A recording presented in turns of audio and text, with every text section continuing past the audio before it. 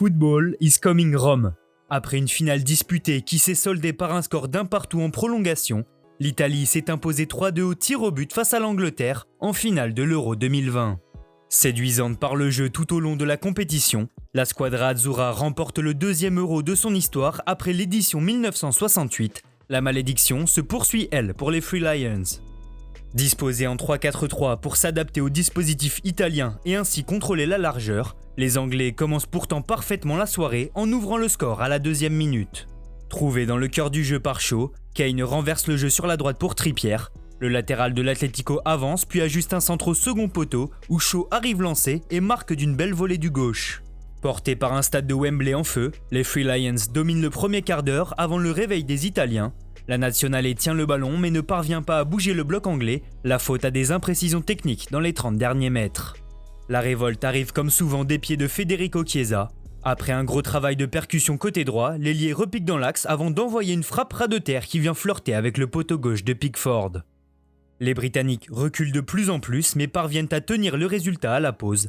Au retour des vestiaires, les débats s'équilibrent, mais l'Italie se crée la première opportunité à l'image d'Insigne dont la frappe en angle fermé est stoppée par Pickford peu avant l'heure de jeu.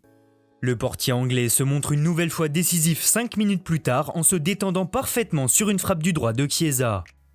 À force de pousser, la squadra azzurra finit par être récompensée à la 67e minute. Sur un corner, Berardi dévie le ballon pour la tête de Verratti au second poteau. Pickford repousse sur son montant mais Bonucci suit bien et s'arrache pour égaliser. Libérés par ce but, les Italiens développent leur jeu de possession face à des Anglais de plus en plus crispés mais qui parviennent à tenir jusqu'aux prolongations. Si les hommes de Southgate commencent à jouer plus haut, ils s'exposent au contre et sur l'un d'eux, Bernardeschi est proche de couper un centre d'Emerson pour donner l'avantage à l'Italie. Dans la minute qui suit, les Three Lions sont tout proches de profiter d'une approximation de Donnarumma, mais l'Italie s'en sort finalement. Incapables de se départager, les deux nations s'en vont se défier au tir au but. Après l'arrêt de Pickford devant Belotti, l'Italie se retrouve menée dans cette séance mais recolle au score après un poteau de Rashford. Quatrième tireur italien, Bernardeschi transforme, au contraire de Sancho qui bute sur Donnarumma. Jorginho a alors l'occasion d'offrir le titre à l'Italie, mais voit son tir être stoppé par Pickford. L'Italie mène toujours 3-2 et vient le tour de Bukayo Saka.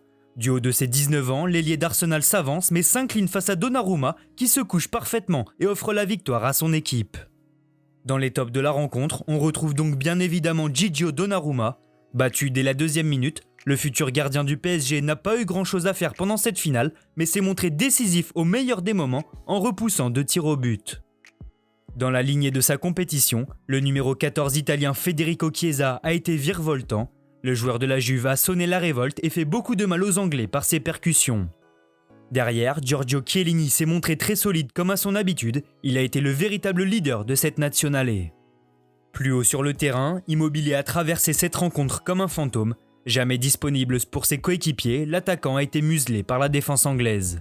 Son coéquipier Nicolo Barella est lui aussi passé à côté de son match. Souvent génial, le milieu de terrain de l'Inter a été emprunté physiquement et a souvent été imprécis. Enfin côté anglais, si plusieurs joueurs ont raté leur match comme Mason Mount ou Harry Kane, la rédaction de Made in Foot a choisi de placer Gareth Southgate dans les flops. Malgré le potentiel de l'effectif, jamais le sélectionneur n'aura proposé un semblant de jeu offensif, préférant faire défendre son équipe et à force de reculer, l'Angleterre a cédé. Ces choix n'ont pas non plus été payants, beaucoup d'arguments en sa défaveur donc et surtout 55 millions d'Anglais déçus.